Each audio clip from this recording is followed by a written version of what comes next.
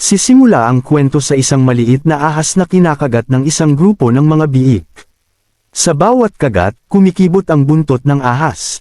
Sa isang mabilis na galaw, pumulupot siya sa isa sa mga biik at inihagis ito sa malayo, dahilan para magtakbuhan palayo ang iba pa, na tumitili. Sinulyapan niya ang kanyang buntot, na puno ng mga marka ng kagat, at talagang nagsimula itong sumakit. Gayunpaman, kakaiba na buhay pa rin siya, kaya nagtaka siya kung ano ba talaga ang nangyayari. Malinaw niyang naalala ang isang tao na sumira sa kanyang demon core, na kanyang pinagdedependehan para sa pag-cultivate. Kung wala ito, ang kanyang landas sa cultivation ay tapos na. Iniisip ang kanyang nasirang kinabukasan, napaluha siya, naniniwalang halos tapos na ang kanyang buhay. Pero teka, may mali dito. Kung wala ang kanyang core, dapat sana'y namatay na siya noon pa, pero bakit pa siya buhay? Balikan natin ang ilang araw sa isang nayon ng mga tao. Palubog na ang araw, naghahatid ng gintong sinag sa mga bubong. Nagmamadaling naglalakad ang mga taga-baryo, nag-uunahang makauwi. May isang taong tumutugtog ng tambol sa hagdan, sumisigaw sa lahat na panatilihing nakasindi ang kanilang mga kandila at isara ng mahigpit ang kanilang mga pinto at bintana. Huwag ninyong hayaang makapasok sa inyong bahay ang itim na ahas, babala ng lalaki. Base sa usapan ng mga taga-baryo, naging malinaw na ilang araw na ang nakalipas, isang malaking itim na ahas ang sumulpot sa templo ng Diyos ng bundok at kumain ng 2 tao.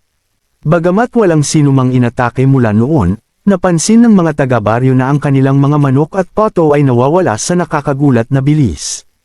Sa itaas ng bundok, isang batang lalaki at ang kanyang ama ang nangunguha ng mga halamang gamot.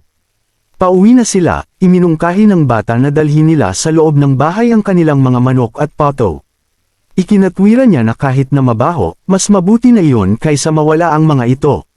Sumang-ayon ang ama, malinaw na ayaw niyang maging merienda ng tinatawag nilang malaking masamang ahas ang kanilang mga hayop. Samantala, sa gumuhong templo, isang malaking itim na ahas ang gumapang palabas ng mga anino. Ang ahas na ito, gaya ng nangyari, ay nakakaintindi ng pananalita ng tao at alam na alam kung sino ang kanilang pinag-uusapan. Nagtaka siya sa sarili kung marahil ang itim na ahas na kanilang pinag-uusapan ay tumutukoy sa kanya.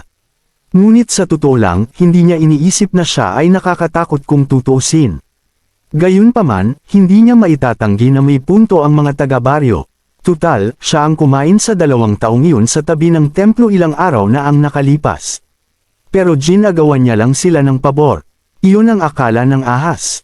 Ilang araw bago iyon, isang desperadong lalaki ang tumatakbo para sa kanyang buhay, humihingi ng tulong. Habang hinahabol siya ng isang matandang paring tawista, lumalabas na pinapakain ng paring ito ang lalaki ng kung ano-anong kaina-hinalang bagay. At balak pa siyang gawing isang uri ng eliksir ng tao. Nakatakas ang lalaki, at dumiretso sa templo ng Diyos ng bundok. Lumuhad siya, nagmamakaawa sa Diyos ng bundok para sa tulong, paulit-ulit na inuuntog ang kanyang ulo sa lupa sa sobrang desperasyon. Malapit doon, narinig ng ahas ang kaguluhan. Noon, hindi niya naiintindihan ang wika ng tao, ngunit nararamdaman niya ang takot at sakit ng lalaki. Nakaramdam ng kakaibang simpatiya, nagpasya siyang tulungan ang kawawang lalaki sa pamamagitan ng pagwawakas sa kanyang paghihirap ng mabilis hanggat maaari. Bago pa siya makagapang, palayo, lumitaw ang isa pang tao at sumigaw. At sinabi, ano ang ginawa mo sa eliksir ko? Sa ilang kadahilanan, mukha rin siyang miserable at desperado gaya ng unang lalaki.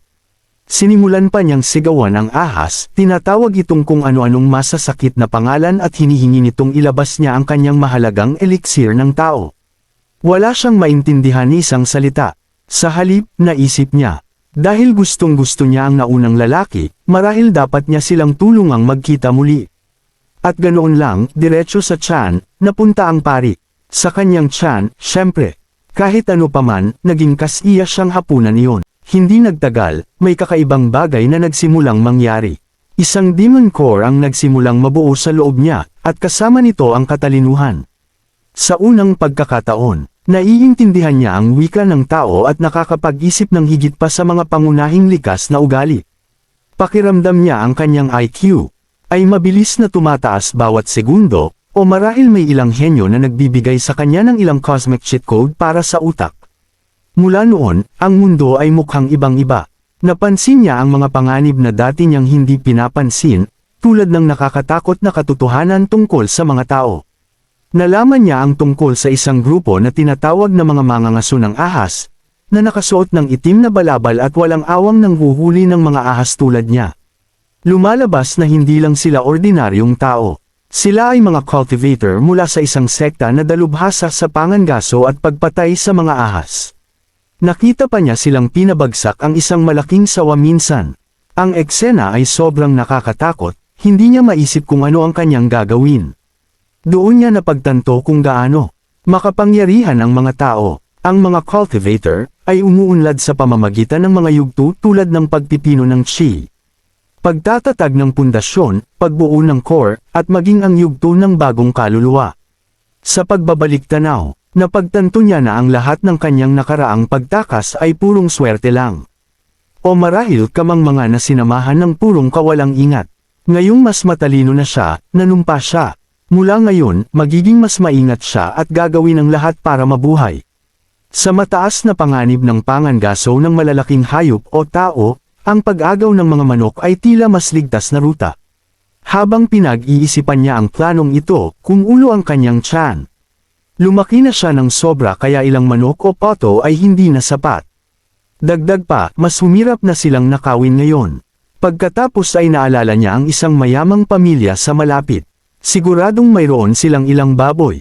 Nang akmang susubukan na niya ang kanyang swerte, napatingin ang kanyang mga mata sa isang mural sa dingding na naglalarawan ng isang kwento ng tao. Sa nakalipas na ilang araw, napansin niya na ang mga tao ay gustong magpangalan ng mga bagay. Tinatawag siyang itim na ahas ng lahat na hindi niya masyadong gusto. Ngunit ang mural na ito ang nagbigay inspirasyon sa kanya. Ang kwentong isinalaysay nito ay tila angkop. Ito ay isang kwento ng pag-ibig. Kaya mula ngayon, nagpasya siyang tawagin ang kanyang sarili na Snakey. Mas cute pakinggan, hindi ba? Ang eksena ay lumipat sa nayon ng Chen, kung saan ang lahat ay natutulog na para sa gabi. Gumapang si Munting Snakey patungo sa kulungan ng baboy. Pagdating niya, kumislap ang kanyang mga mata nang makita ang matatabang, humihilik na bik sa loob. Isa sa mga ito ay tiyak na makabubusog sa kanya. Maingat niyang sinuri ang bahay ng tao. Walang galaw, walang ilaw. Mukhang mahimbing na silang natutulog. Walang pag-aalinlangan, sumugod siya sa kulungan ng baboy at nilunok ang isang baboy sa isang subo. Ang natitirang mga baboy ay walang kamalay-malay noong una, ngunit nang mapagtanto nila ang nangyari. Nagpanik sila, nagsisigaw at nagtatakbuhan sa gitna ng kaguluhan. Kinabahan si Snakey. Ito, ang mga maiingay na baboy na ito ay gigising sa mga tao. Nakatuon ang kanyang tingin sa pinakamaingay sa kanilang lahat. Kung ikaw ang gagawa ng pinakamalaking ingay, ikaw ang susunod, naisip niya. Sa isang pitik ng kanyang dila, nilunok din niya ang maingay na salarin. Ngayon ang kanyang tiyan ay bilog at puno, halos hindi komportable. Gayunpaman, may ilang oras pa bago gumising ang mga tao. Naisip niyang may oras pa siya para sa isang mabilis na idlip para matuno ang kanyang kinain. Busog at inaantok, umikot siya roon mismo sa kulungan ng baboy. Walang pakialam sa malalaki at natatakot na mata ng natitirang mga baboy. Pagkaraan ng 2 oras, isang kaguluhan ang gumising kay Snakey. Galit na sigawan at tunog ng pagbubuno ang pumuno sa hangin habang hinihila ng isang grupo ng mga lalaki. Ang isang tao patungo sa kulungan ng baboy. Napagtantong masyado siyang naging kampante, mabilis na umakyat si Snakey sa isang kahoy na haligi, nagtatago sa kisame. Nakatulong sa kanya ang dilim, at hindi siya napansin ng mga tao. Mula sa kanyang pinagtataguan, pinanood niya habang ibinabagsak ng mga lalaki ang isang duguan at walang buhay na lalaki sa kulungan ng baboy. Malinaw na binugbog hanggang mamatay ang kawawang lalaki, ngunit parang wala silang pakialam. Ang isa sa kanila ay ngumisi pa, ito ang mangyayari kung susuwayin mo ang batang si Master Chu. Ang mga walang silbing hanggal ay mas mabuting maging pagkain ng baboy. Ang 2 lalaki, na hindi nasisiyahan sa baho ng kulungan ng baboy, ay ibinagsak ang bangkay at nagmadaling umalis. Habang sila ay naglalakad palayo, ang isa sa kanila ay napakamot sa ulo, sumulyap pabalik sa mga baboy. Mukha siyang naghihinala, parang napansin niyang kakaunti na ang mga baboy kaysa dati. Maingat na inilabas ni Snakey ang kanyang ulo para tingnan ng mas malapit. Ang mga baboy, na mausi sa gaya ng dati, ay nagtipon na sa paligid ng bangkay. Inaamoy at tinutulak ito. Hindi sigurado si Snakey kung patay na ba talaga o buhay pa ang lalaki, ngunit naalala niyang narinig na iniisip ng mga tao na nagdadala ng masamang swerte ang mga bangkay. Mas mabuting umalis na bago pa lumala ang sitwasyon. Nang paalis na siya, biglang damilat ang mga mata ng lalaki. Napadilat ng husto si Snakey kaya halos mahulog siya. Ang lalaki ay umubo ng ilang beses, pagkatapos ay nagsimulang tumawa. Mahina noong una, ngunit mabilis itong lumakas at naging isang halakhak. Sa wakas, ako, ang immortal na si Chen Fan, ay muling isinilang sa pamamagitan ng possession. Nanigas si Snakey, lubos na naguguluhan, at nagtaka, ano ba ang pinagsasabi niya? Dahan-dahang tumayo ang lalaki, sinusubukan ang kanyang mga paa at kamay, at nagsimulang mag-inat. Mukhang nagulat siya nang malaman na ang katawan na kanyang kinalalagyan ay tinatawag ding Chen Fan. May kinalaman sa pagbasag ng isang kasunduan sa kasal, isang lumpong bangkay, paghihiganti, sino pa ang nakakaalam kung ano pa. Iniling ni Snakey ang kanyang ulo. Sino kaya ang kinakausap niya? Walang ibang tao dito. Samantala, mahigpit na kumapit si Snakey sa kahoy, umaasang hindi siya mapapansin. Ang pinakamasama ang nangyari, lumingon ang lalaki at nagtama ang kanilang mga mata. Sa isang sandali, natarante si Snakey. Nanlaki ang kanyang bibig sa gulat. Sinabi ng lalaki na siya ay immortal, ngunit ano nga ba ang ibig sabihin nito? Isa ba siyang human cultivator? Sa kanyang pagtataka, hindi sumigaw, tumakbo, o kahit na natinag ang lalaki. Sa halip, umupo lang siya ng nakahalukip-kap, walang anumang reaksyon, parang normal lang sa mundo ang pagkakaroon ng isang higanting ahas na nakatitig sa kanya. Pagkatapos, sa pinakaswal na tono, sinabi ng lalaki na si Snakey ay isa lamang spirit level beast sa unang antas ng enlightenment, na hindi man lang karapat-dapat sa kanyang atensyon. Ganap na binaliwala ng lalaki si Snakey at nagsimulang mag-meditate.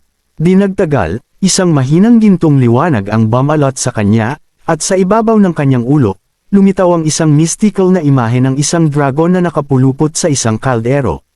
Sumigla ang kanyang mukha sa tuwa, labis na natutuwa na nakita niyang sumunod sa kanya ang Demon God Cauldron sa kanyang muling kapanganakan. Si Snakey naman, ay walang ideya kung ano ang nangyayari.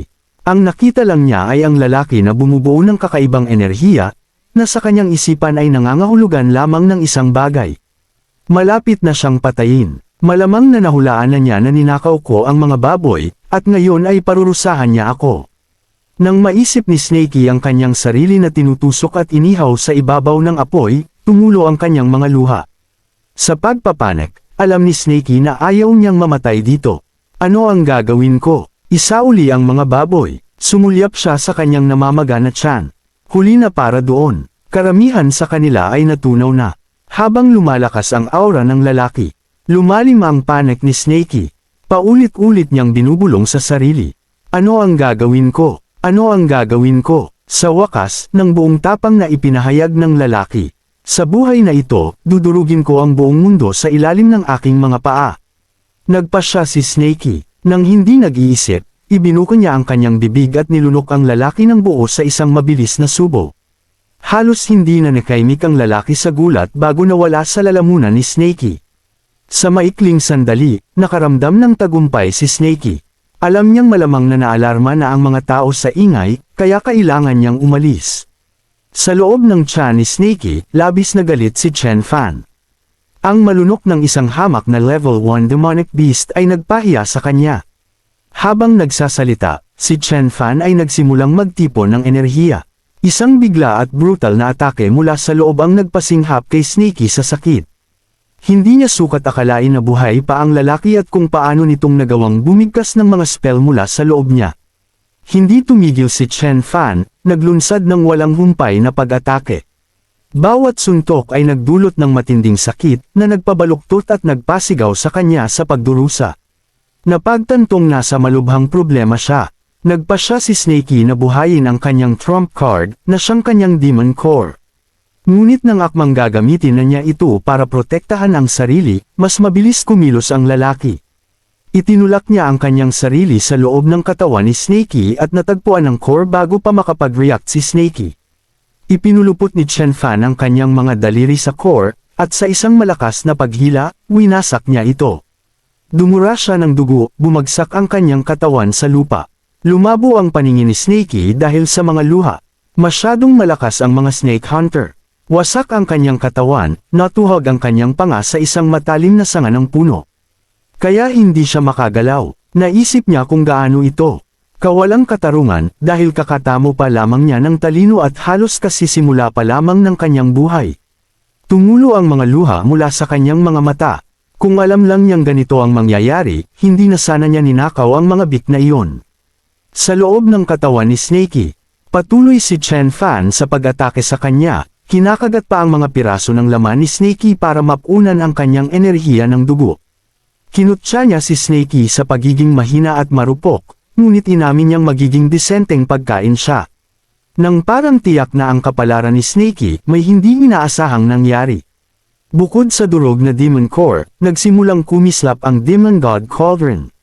Sa paanuman, nakawala ito sa kontrol ni Chen Fan. Inaabot ito ni Chen Fan ng desperado para mabawi ito, ngunit gaano man niya subukan, ang cauldron ay palayo ng palayo. Lumutang ito patungo sa durog na Demon Core ni Snakey na kumikislap ng gintong liwanag. Pagkatapos, sa isang maningning na sikat, sinipsip ng cauldron ang mga piraso ng Demon Core. Pagkatapos ay lumitaw ang isang malaking gintong imahe ng isang dragon. Nanigas si Chen Fan, ang kanyang ekspresyon ay nagbago mula sa kawalan ng paniniwala patungo sa matinding takot. Bakit? Bakit tutulungan ng cauldron ang ahas na ito? Maaari bang hindi ito ordinaryong demonyong ahas? Ngunit hindi na niya malalaman ang sagot. Binuksan ng gintong dragon ang bibig nito at nagpakawala ng isang napakalaking bug zone ng enerhiya, na pumatay sa kanya sa isang iglap, na walang iniwan kundi abo. Ang pagsabog ay hindi rin naging mabuti kay Little Snakey. Ang napakalaking enerhiya ay dumaloy sa kanyang katawan, na dumurog sa kanya sa ilang piraso. Bago tuluyang dumilim ang lahat, ang tanging narinig niya ay ang sigaw ng tao tungkol sa kung paano hindi ito dapat mangyari. Habang lumulubog ang araw, hamupa ang kaguluhan. Ang bogbog na katawan ni Little Snakey ay nagsimulang magbagong. Maliban sa ilang natatakot na bik sa malapit, tumahimik ang lugar. Kumikirot ang sakit sa kanya habang dahan-dahan siyang nagkamalay. Ang sakit-sakit, naisip niya, habang tumutulo ang luha sa kanyang mukha. Pagod ang kanyang katawan at ubos ang kanyang lakas, at mapait niyang binulong kung paano nawala ang lahat. Ang hindi niya napansin ay ang isang bahagyang refleksyon ng isang dragon na kumikislap sa tubig sa tabi niya. Ang maliliit na bik, marahil ay naghihiganti, ay ninangat-ngat ang kanyang buntot pagkatapos niyang kainin ang isa sa kanila. Pagkatapos niyang paalisan ng mga baboy, napansin ni Snakey ang isang kakaibang bagay. Buhay pa rin siya, kahit nawala na ang kanyang Demon Core. Kung saan dating naroon ang kanyang Demon Core, isang bahagyang kumikinang na cauldron ang ngayon ay kumikislap ng enerhiya. Hindi nagtagal ay napagtanto ni Snakey na ang cauldron ay pumalit sa kanyang Demon Core. Mas kakaiba pa, maaari na niyang maramdaman ang kanyang paligid at makita pa ang loob ng kanyang sariling katawan. Ito ba ang tinatawag ng mga taong cultivator na espiritual na pakiramdam? Nagtaka siya, tuwang-tuwa sa natuklasan. Sa kakayahang ito, maaari niya malaman ang lahat sa paligid niya, kahit nakapikit ang kanyang mga mata. Ang kanyang isipan ay biglang napuno ng kaalaman, mga alaala ng mga pamamaraan mula sa taong nilamon niya kanina. Nagpa siya si Snakey na subukan ang kanyang swerte, sinusubukan ang isa sa mga pamamaraan sa pag-asang pagagalingan siya nito, tulad ng pagpapagaling nito sa tao. Inulit niya ang kakaibang mga parirala na binulong ng lalaki, at sa kanyang pagkamangha, nagsimulang gumana ang cauldron sa loob niya. Kumalat ang mainit na enerhiya sa kanyang katawan. Namulaklak ang mga halaman sa malapit, at nagsimulang gumaling ang kanyang mga sugat. Ang kanyang katawan ay bahagyang kumikinang habang nagsasara ang mga sugat, at ang kanyang dating lumpong buntot ay mukhang bago. Sa loob ng ilang sandali, siya ay ganap na nabuhay. Kaya ang pamamaraang ito ay nagpapalakas ng cultivation, na may dagdag na pagpapagaling. Namangha si Snakey sa mga posibilidad. Hindi niya sigurado kung ganap na napalitan ng cauldron ang kanyang Demon Core, ngunit sa ngayon, buhay siya, at sapat na iyon. Dahil mas malakas ang pakiramdam niya, nagpasya siyang umalis sa lugar na ito at maghanap ng mas ligtas na lugar upang makapagpahinga. Sa pagkakataong ito, napagtanto niya na kung ang isang hamak na batang lalaki ay ganito kalakas, tiyak na hindi na siya maaaring magsimulang manginis ng mga tao. Ngunit kailangan niya munang mabusok. Ang walang kamalay-malay na mga baboy ay naroon pa rin sa malapit, at naisip ni Snakey na mas madaling mabuhay kapag busog. Sa sumunod na ilang araw, nakahanap si Snakey ng isang malinaw na ilog at doon nanirahan. Gamit ang isang kuneho na nahuli niya kanina, naglinis siya, nagtatamasa ng isang bihirang sandali ng kapayapaan. Ang kanyang isipan ay napuno ng bagong kaalaman. Nalaman niya na ang mga demonyong hayop, tulad ng mga tao, ay nagko-cultivate din sa mga yugto.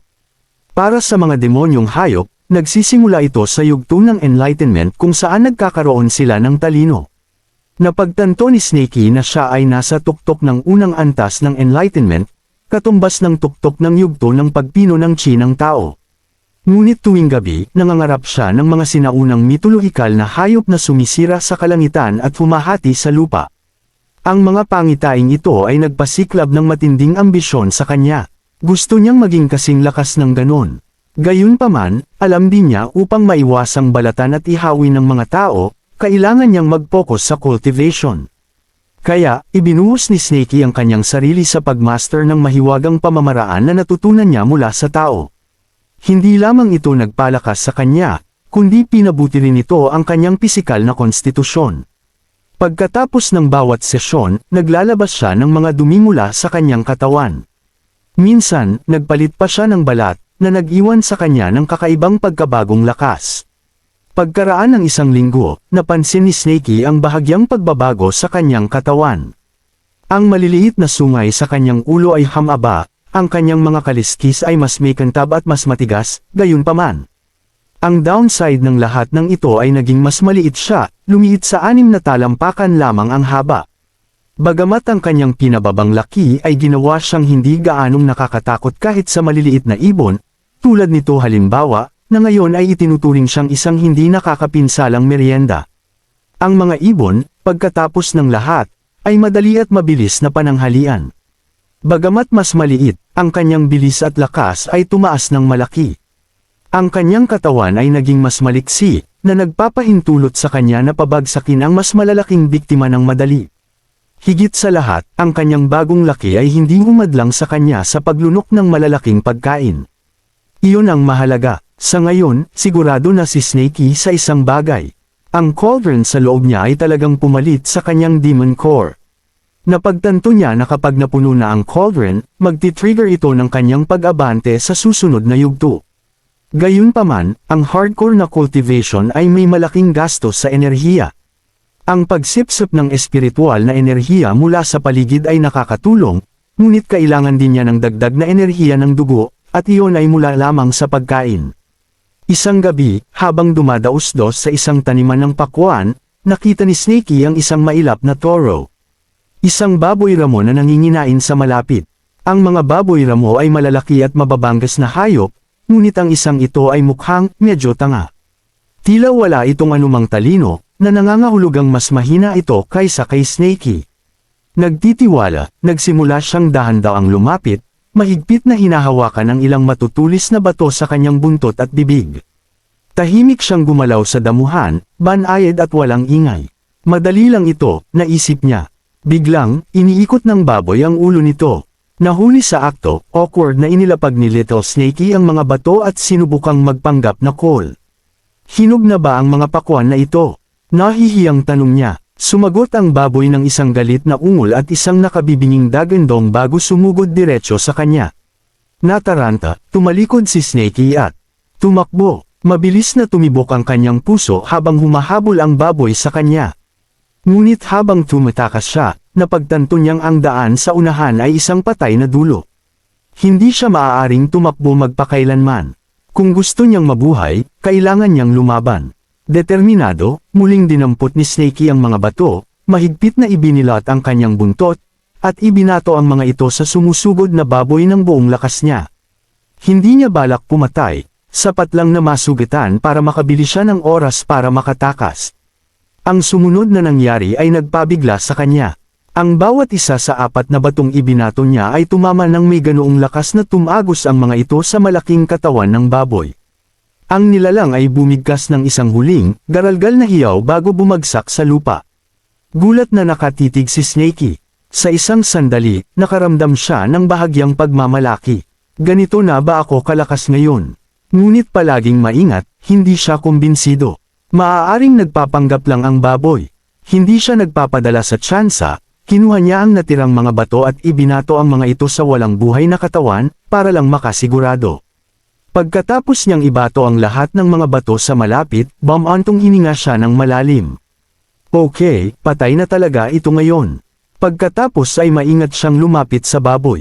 Inisip niya, kung nagkamali ako, maaaring ginawa akong hapunan ng baboy na ito. Gayunpaman, alam ni Snakey na mas mabuting huwag magpabe. Kahit na malinaw na patay na ang baboy, nagpasya siyang gumawa ng karagdagang pag-iingat. Gamit ang kanyang buntot at matatalim na pangil, pinagpira-piraso niya ang baboy, kung sakaling kahit papaano ay bumalik ito sa buhay. Tanging nang makontento siya ay kumuha siya ng isang binti ng baboy at nagsimulang kumain ng payapa. Nagkomento siya na mas matigas ang karne ng baboy kaysa sa mga baboy sa farm. Ngunit nagustuhan niya ito, masarap at malinamnam na lasa. Habang ninunguya niya ito, may matigas na bagay na tumusok sa kanya. Curious, idinyura niya ito at sinuri. Isa itong malaking demon core. Nararamdaman niya ang panlalamig sa kanyang mga kaliskis. Kaya ang baboy ramong ito ay isang demonyong hayop pala. Si Snakey ay natigilan, naalala ang kanyang natutunan kamakailan. Ang mga core ng demonyo ay puno ng hindi maamong enerhiya, at ang paglunok nito ng hilaw ay maaaring maging sanhi ng pagsabog ng iyong katawan mula sa loob. Ang tamang paraan upang hawakan ito ay ang pag-refine muna sa core bilang isang tableta o elixir. Ngunit hindi alam ni Snakey kung paano iyon gawin. Pagkatapos ay may naisip siya. Ngunit hindi naman nire-refine ng mga mailap na demonyong hayop ang mga core, di ba? Basta nilulunok lang nila ito ng buo. Kung ganoon kapanganib ang pagkain ng mga core, hindi ba dapat matagal nang naubos ang mga demonyong hayop? Napagtanto niya na ang kanyang kaalaman ay nagmula sa pananaw ng tao, at malinaw na iba ang pagkagawa kay Snakey. Dumb-eyela siya, nagpasya si Snakey na sumugal. Inihagis niya ang core sa kanyang bibig, nahihirapan dahil sa laki nito. Sa isang malaking lunok, sa pilitan niya itong nilunok. Halos agad-agad, isang bagzo ng enerhiya ang sumiklab mula sa kanyang tiyan. Ang kanyang tiyan ay kumislap ng mahina, umiinit at halos hindi komportable ang init. Kinakabahan, sumilip si Snakey sa loob gamit ang kanyang pakiramdam at nakita ang cauldron sa kanyang katawan na sumisipsip at naglilinis ng enerhiya ng core. Guminhawa siya ng kumalat ang dalisay na enerhiya sa kanyang katawan, pinupuno siya ng kapangyarihan. Bigla, isang malakas na bagzo ang sumabog sa loob niya, at naramdaman niyang umakyat ang kanyang antas ng cultivation sa ikalawang baitang. Tuwang-tuwa, napansin ni Snakey ang agarang pagbabago. 2 kaliskis sa kanyang buntot ang kumislap ng kulay ginto, at ang kanyang katigasan ay kitang-kitang tumaas. Nagtataka, ipinagpag niya ang kanyang buntot sa isang malapit na bato. Sa kanyang pagkamangha, ang impact ay nag-iwan ng malalim na bitek. Wow, mas malakas na ako ngayon. Bulalas ni Snakey, habang kamakawag ang kanyang buntot sa tuwa. Ngunit ang kanyang kagalakan ay panandalian lamang. Isang mahinang kaluskos ang narinig mula sa mga palumpong sa malapit. Natigilan siya, ang kanyang mga mata ay dali-daling tumingin sa pinanggalingan ng ingay. Lumabas mula sa dilim ang isang batang lalaki, mahigpit na hawak ang isang tinidor na pangsaka at matalim siyang tinitingnan.